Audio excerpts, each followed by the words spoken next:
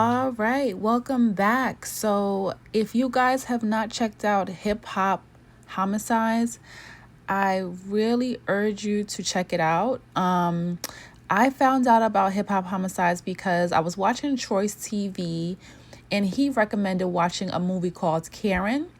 And the only way that I was able to access Karen is through All Black, which is a subscription on YouTube. And I'm really doing the trial, but I think I have decided to go ahead and just keep the subscription because it's access to a lot of interesting content. I am a Lifetime girl. I could watch Lifetime. So it's like a black version of Lifetime. And I also see other content on here, and it supports black people. So I think it's very interesting. I'm really proud of Van Lathan. He is I think he's the producer. I saw 50 Cent was the executive producer for season 1, episode 1, which features details about Pop Smoke and surrounding his death. So I think I'm proud of Van Lathan because we all know that he actually was notoriously associated with TMZ, and everybody watched it and loved Van Lathan, and it was unfortunate when he exited that show. So I kind of follow his channel on YouTube as well.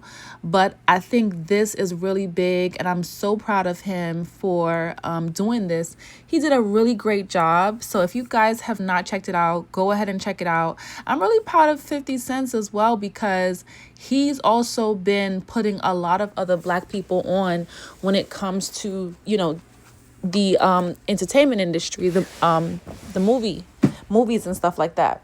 Anyway, it goes into some details surrounding what led up to his murder. And apparently the young lady who was in the Airbnb with Pop Smoke that day, she did not know him. She had just met him that day, and he asked her if she wanted to, spend the night with him.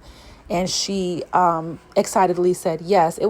That part was very funny because Van Lathan stood there with a straight face as she said, "Oh yes, I'm excited to spend the night." She has a little accent.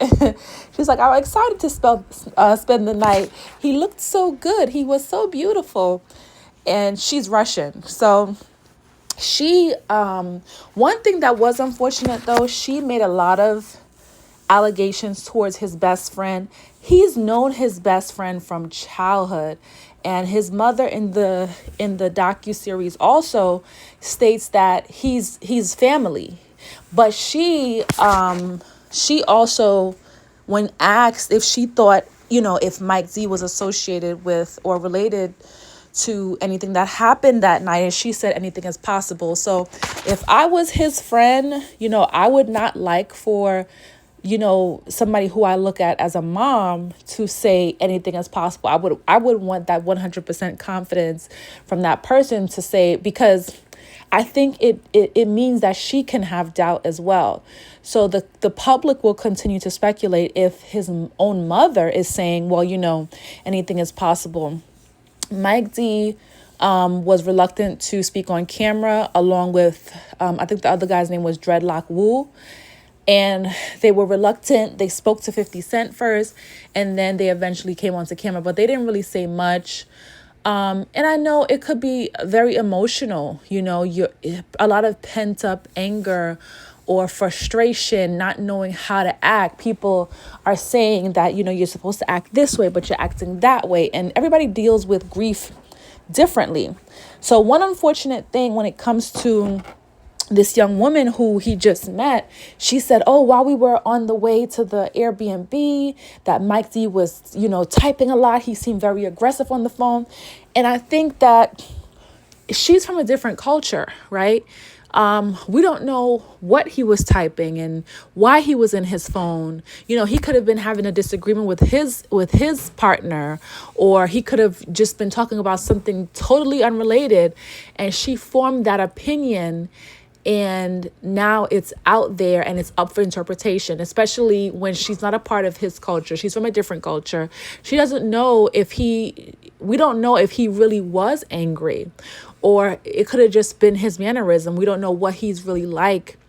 So that she concluded that he had something to do with the murder based on that.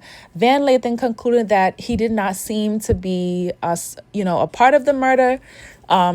He seemed to be innocent. A lot of people speculate because no one else was killed besides